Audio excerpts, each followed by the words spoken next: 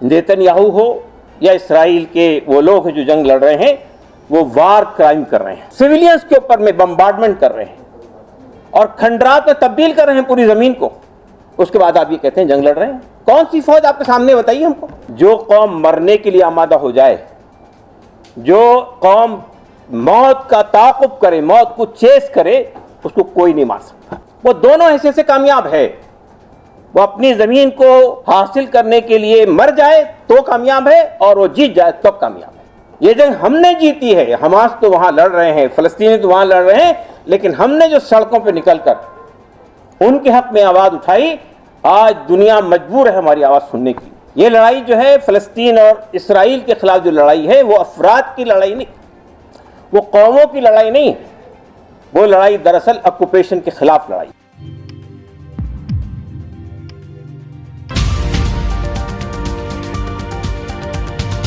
दो जख्म नहीं, जिस्म है सारा छलनी। एक दो जख्म नहीं, जिस्म है सारा छलनी। दर्द बेचारा परेशान है, कहाँ से उठे। आपने एम्बेसडर साहब से तफसील सुनी कि गज़ा में क्या हो रहा है, फ़लस्तीन में क्या हो रहा है। अकबरान जी ने बहुत चुपते हुए सवालात उठाए हैं, वेस्टर्न ममालिक से मुताल्लिक़ भी, हमारे अपने देश से मुताल्लिक़ भी, दुनिया के इंसानों से मुताल्लिक़ भी, सिविल सोसाइटी से मुताल्लिक़ भी, और इंसानियत के ताल्लुक़ से चंद बुनियादी बातें हमारे सामने रखी। मलिक मोहसिन साहब ने भी उस ज़ख्म को, उस दर्द को हमारे सामने रखा है।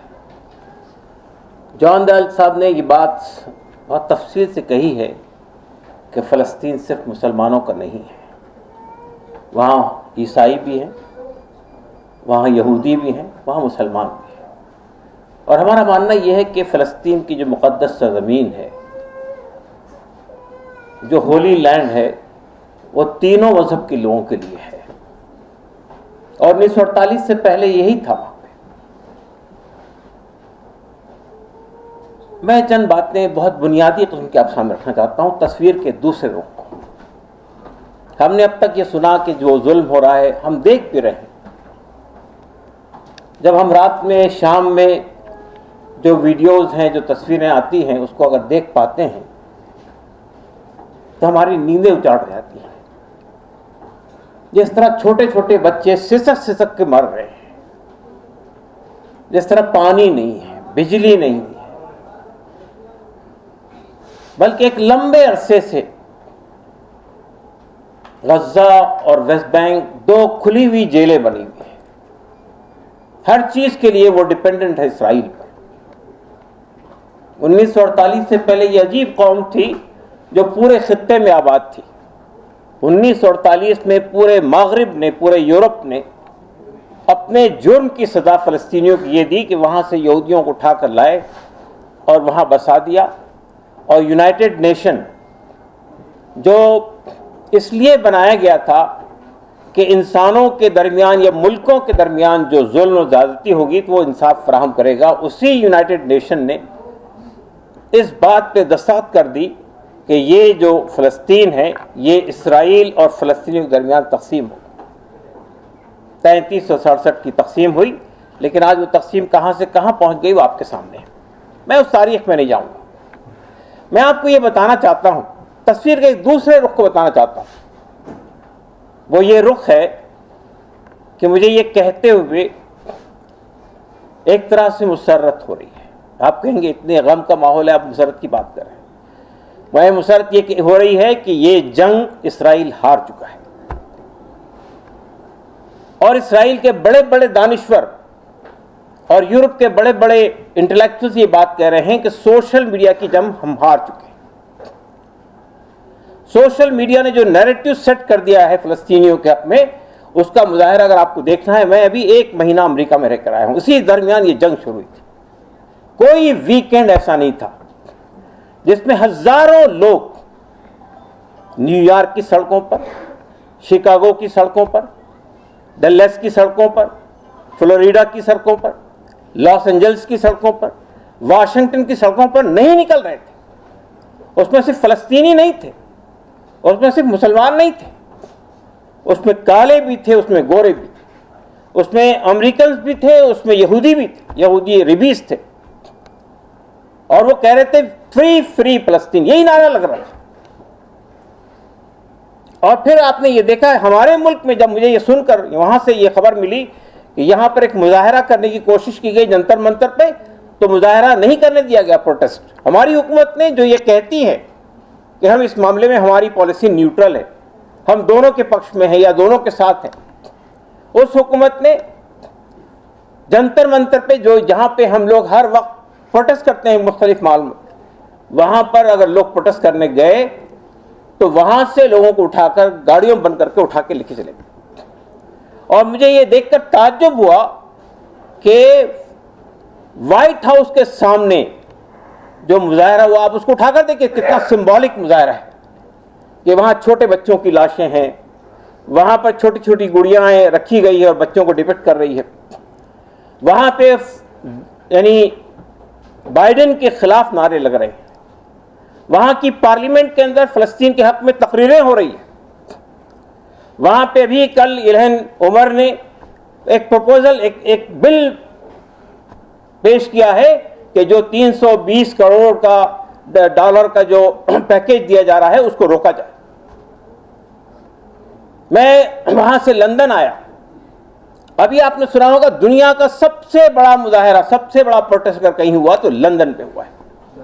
50 लाख लोग लंदन की सड़कों पे निकले, पूरा लंदन जैम हो गया। और उनके मुल्कों का जो रवैया है वो आपके सामने है। अमेरिका डॉलर भेज रहा है, अमेरिका हथियार भेज रहा है।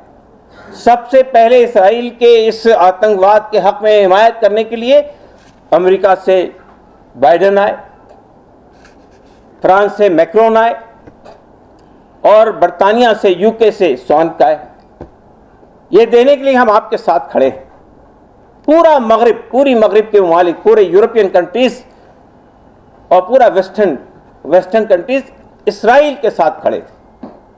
कल मुझे ये देखकर बड़ा ताज्जुब हुआ कि पहली बार कनाडा के प्राइम मिनिस्टर ने सीज फायर की अपील की और एक अमरीकी जो इस तहरीक में आगे हैं, उन्होंने कहा यह जंग हम जीत गए, ये जंग हमने जीती है। हमास तो वहां लड़ रहे हैं, फलस्तीनी तो वहां लड़ रहे हैं, लेकिन हमने जो सड़कों पर निकलकर उनके हक में आवाज उठाई, आज दुनिया मजबूर है हमारी आवाज सुनने के लिए। अमेरिका में लोग अलग ऐलान ये कह रहे हैं कि बाइडेन हम तुम्हें अगली बार वोट नहीं देंगे, अगली बार हमें वोट नहीं देंगे। ये अवामी ताकत है। आज की इस डेमोक्रेसी में सबसे बड़ी ताकत अवाम की होती है, हुकूमतों की ताकत नहीं होती, हथियारों की ताकत कोई ताकत नहीं होती है। अगर हम बाहर निकल के आए, मैदान में आए, हमने ये जंग जीती है। हिंदुस्तान ने 1947 में हथियारों से नहीं जीती है, हमने नॉन वायलेंस की तहरीक गांधी जी ने चलाई थी, इस मुल्क में अवाम ने चलाई थी। कितने लोगों ने कुर्बानियां दी थी और उसके नतीजे में हमने ये जंग जीती थी। तो अवाम की ताकत ही असल ताकत होती है, पब्लिक की ताकत ही असल ताकत होती है। मैं अजीब व गरीब मनाजिर देख रहा हूं, जब हम वहां के वीडियोस देखते हैं, बच्चा दम तोड़ रहा है, मां दम तोड़ रही है, लेकिन अल्हम्दुलिल्लाह जो कुछ हुआ हुआ। हमने ये जंग लड़ी है, हम लड़ रहे हैं, अपनी आजादी की लड़ाई लड़ रहे हैं, किसी को परेशानी नहीं है।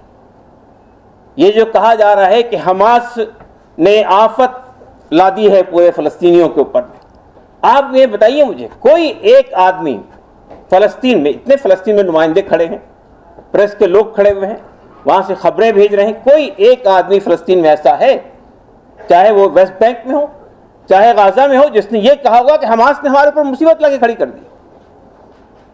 एक मगरिबी दानिश्वर ने, एक मगरिबी इंटेलेक्चुअल ने ये बात कही कि हमास अफराद का नाम नहीं है, हमास जो है वो लोगों का नाम नहीं है, हमास एक आइडियोलॉजी है जो खत्म नहीं हो सकती।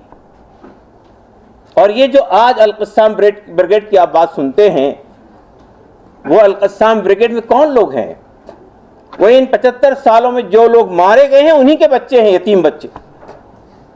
जिन लोगों को आप खत्म कर रहे हैं, जिन छोटे छोटे बच्चों को आप छोड़ के जा रहे हैं वो कल क्या बनेंगे, जिनके माँ बाप खत्म हो गए, जिनका कोई पुरसान हाल नहीं है। ऐसे कितने लोग हैं इस वक्त फ़लस्तीन में जिनका कोई पुरसान हाल नहीं है। जब वो बड़े होंगे, जवान होंगे, तो वो क्या करेंगे? ये जो लड़ाई है ये ऑक्यूपेशन के खिलाफ लड़ाई है। हम हमेशा, दुनिया के लोग हमेशा ये बात कहते हैं कि ऑक्यूपेशन, किसी भी मुल्क पे जाकर नाजायज कब्जा कर लेना, ये गलत है, उसको खाली करना चाहिए। ये लड़ाई जो है फ़लस्तीन और इसराइल के खिलाफ जो लड़ाई है वो अफराद की लड़ाई नहीं, वो कौमों की लड़ाई नहीं है। वो लड़ाई दरअसल ऑक्यूपेशन के खिलाफ लड़ाई है। हमारी ज़मीन पे जो कब्जा आपने किया है उसको खाली कीजिए। हमने कौन सी लड़ाई लड़ी थी बरतानिया के खिलाफ? हिंदुस्तान ने 1947 तक, उससे पहले 1857 से लेकर 1947 तक जो जंग लड़ी है बरतानिया के खिलाफ, किस बात की लड़ाई लड़ी? कॉलोनियलिज्म के खिलाफ लड़ाई लड़ी ना हमने ऑक्यूपेशन के खिलाफ लड़ाई लड़ी है। तो आज जो फ़लस्तीनी लड़ाई लड़ रहे हैं वो ऑक्यूपेशन के खिलाफ लड़ाई लड़ रहे हैं कि हमारे ऊपर जो मुसल्लत कर दिया गया लाकर लोगों को आप खाली कीजिए। जो लोग बाहर से आए वो बाहर वापस जाएं, जो लोग यहाँ जो रह रहे थे 1948 से पहले वो यहाँ रहें। आप बताइए, यूनाइटेड नेशन, कितने रेजोल्यूशन यूनाइटेड नेशन ने मंजूर किए, कौन सा इंप्लीमेंट हुआ? फाइनली सेक्रेटरी जनरल तकरीर कर रहा है सीज फायर होना चाहिए, जंग बंद होनी चाहिए, तो इसराइल कह रहा है सेक्रेटरी जनरल को हटाओ यहां से। तो यूनाइटेड नेशन जो बना ही इस काम के लिए था कि मुल्कों के दरमियान जो तनाज़ात पैदा होंगे, जो डिस्प्यूट्स पैदा होंगे, उसको रिजॉल्व किया जाएगा। जब वो बेबस हो जाए, वो ख़त्म हो जाए, तो अब यूनाइटेड नेशन की मानवियत क्या बाकी रह गई है? हम ये समझते हैं नेतन्याहू हो या इसराइल के वो लोग जो जंग लड़ रहे हैं वो वार क्राइम कर रहे हैं। आप मुझे बताइए कहाँ का जस्टिफिकेशन है कि आप सिविलियंस के ऊपर में बम्बार्डमेंट कर रहे हैं और खंडरात में तब्दील कर रहे हैं पूरी ज़मीन को, उसके बाद आप ये कहते हैं जंग लड़ रहे हैं? कौन सी फौज आपके सामने, बताइए हमको।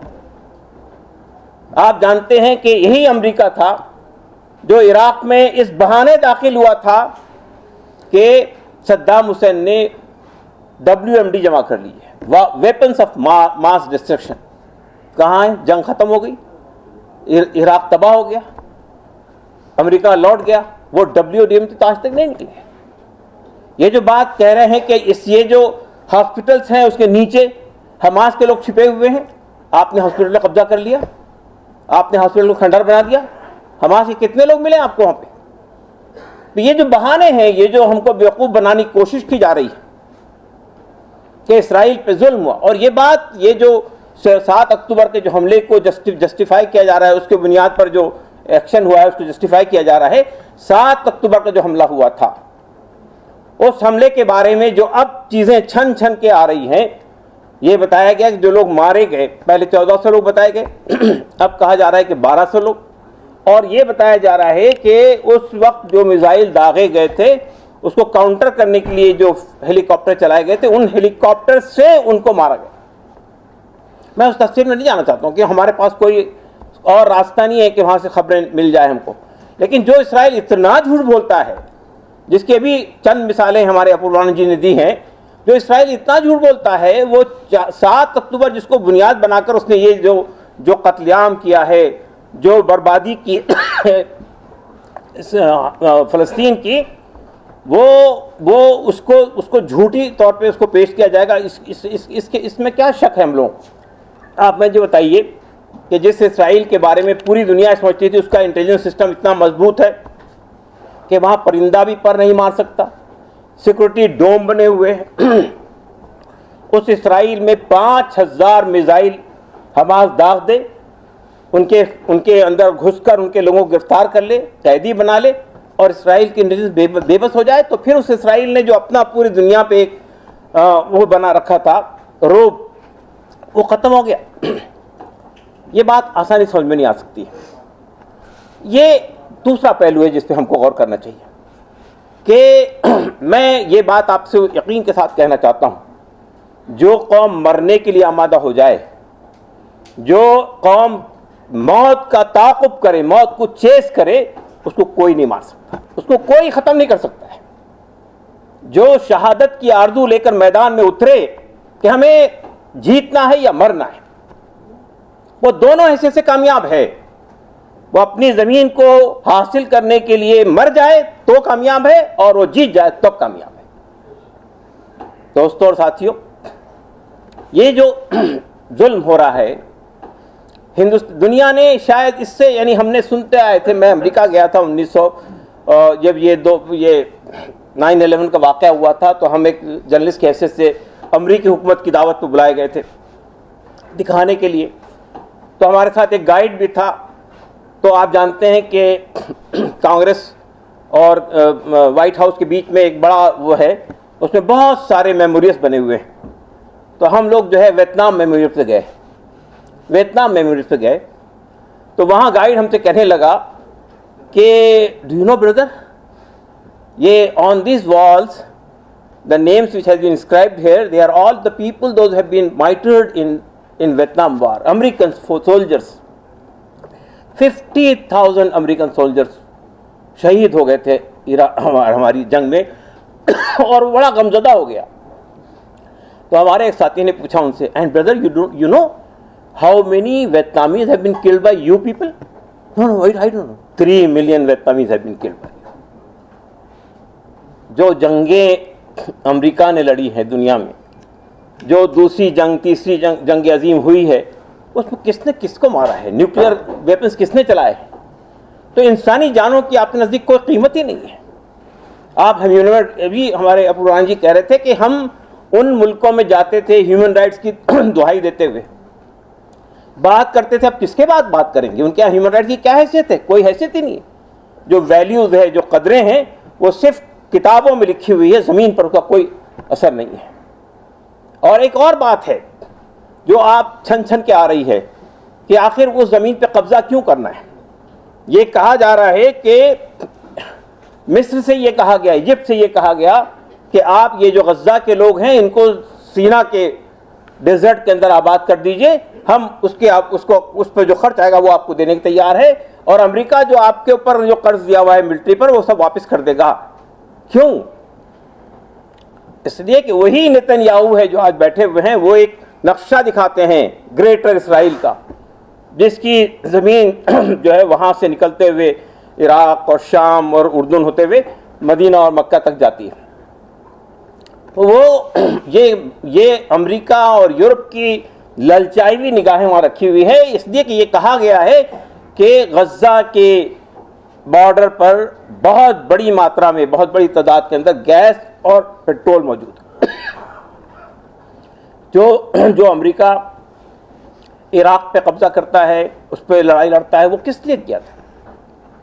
तो मेरा कहना सिर्फ ये है, मग़रिब ने अपने जुर्म को जो उसने किया था यहूदियों के साथ में होलोकॉस्ट की शक्ल में, उसको बचाने के लिए नहीं सिर्फ इसराइल को आबाद किया, यहाँ पे बनाया, बल्कि वो पूरे अरब वर्ल्ड को पे एक चौकी यहाँ नस्ब करना चाहता था, ताकि हम यहाँ से ये पूरे अरब दुनिया और पूरी मुस्लिम दुनिया, चाहे ईरान हो चाहे तुर्की हो, उस पर निगाह रख सकें।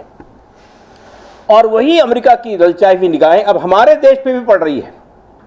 वो हमारे देश को भी अपनी एक छावनी यहाँ बनाना चाहता है, ताकि इधर की ईस्टर्न कंट्रीज़ को भी हम वो कर सकें। तो ये जो इंपीरियलिस्ट फोर्सेस, ताकतें हैं दुनिया की, वो अपने अज़ाइम के लिए, अपनी जंगों के लिए, अपने हथियारों की सप्लाई के लिए, अपनी बड़ी बड़ी फैक्ट्रियों के लिए मार्केट तलाश करते हैं। उन्हें इंसानी कदरों से, इंसानी वैल्यूज से कोई हमदर्दी नहीं है। उन्हें पैसा चाहिए, उन्हें रुपया चाहिए, उन्हें सियासी पावर चाहिए, उन्हें इंसानों पर कब्जा करना चाहिए। तो आज हमारे मुल्क में मुझे अफसोस के साथ ये कहना पड़ता है कि हमारे मुल्क के भी बाज़ शहरों में, पूना की मैंने अभी खबर पढ़ी कुछ दिन पहले, इसराइल के हिमायत में रैलियां निकल रही है, चाहे वो छोटे ही लोग हैं, या हमारे यूपी के मुख्यमंत्री तेलंगाना में तकरीर करते हुए कहते हैं जो कुछ किया है इसराइल ने वो सही किया है, उसकी हिमायत करते हैं। तो हमें ये सवाल होता है कि जो लोग इन हुक्मरानी के मनसब पे बैठ जाते हैं, आके हुकूमतें करते हैं, उनके अंदर इंसानियत अगर नहीं है तो उन्हें हुकूमत करने का कोई हक़ नहीं है दुनिया। दोस्तों और साथियों, हमारा मुल्क जो है, हम जानते हैं ट्रेडिशनली 1992 तक हमने इसराइल को दूतावास कायम करने की इजाज़त नहीं दी थी हिंदुस्तान के अंदर। और हमने PLO को अपना यहाँ कॉन्सुलेट बनाने की आदत दी थी। उस वक्त तक हमारा स्टैंड यही था, इसराइल एक ऑक्युपाइड नेशन है। नरसिम्हा राव जी के ज़माने में बायलैटरल रिलेशंस कायम हो गए और वो बायलैटरल रिलेशंस बढ़ते बढ़ते बढ़ते अब स्ट्रेटजिक रिलेशन में तब्दील हो गए। और अब जो ताकतें यहाँ पर रूल कर रही है वो ताकतें तो इसराइल से ये जानने की कोशिश कर रही है कि आपके पास क्या हथियार है, क्या टेक्नोलॉजी है, क्या वो एपरेटस है कि हम इंसानों के घरों के अंदर, उनके दिलों के अंदर, उनके खानगी ज़िंदगी में झांक कर देख सके। पेगासस का वहाँ से लाया गया। तो आज पूरी दुनिया में जितनी उथल पुथल हो रही है उसमें इसराइल का बड़ा मेजर रोल है। और मैं ये समझता हूँ कि इसराइल किसी का दोस्त नहीं है। इसराइल बुनियादी तौर पे सिर्फ अपने लिए जिंदा जो है, वो कल भी यानी अगर पावरफुल हो जाएगा तो अमेरिका को भी आंख दिखा सकता है और यूरोप को भी आंख दिखा सकता है। इसराइल जो है इस पूरे खित्ते के अंदर एक बेबस किया हुआ खंजर है। जब तक के इसको आप फ़लस्तीन के उससे नहीं निकालेंगे उस वक्त तक के इंसानों के बुनियादी मसाइल हल नहीं होंगे। हम समझते हैं कि और शायद फिर एक मौजूदा दुनिया में होने जा रहा है।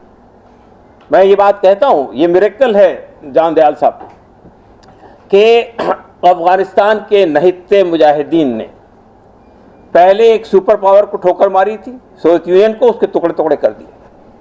और दूसरी बार ठोकर मारी थी अमेरिका को।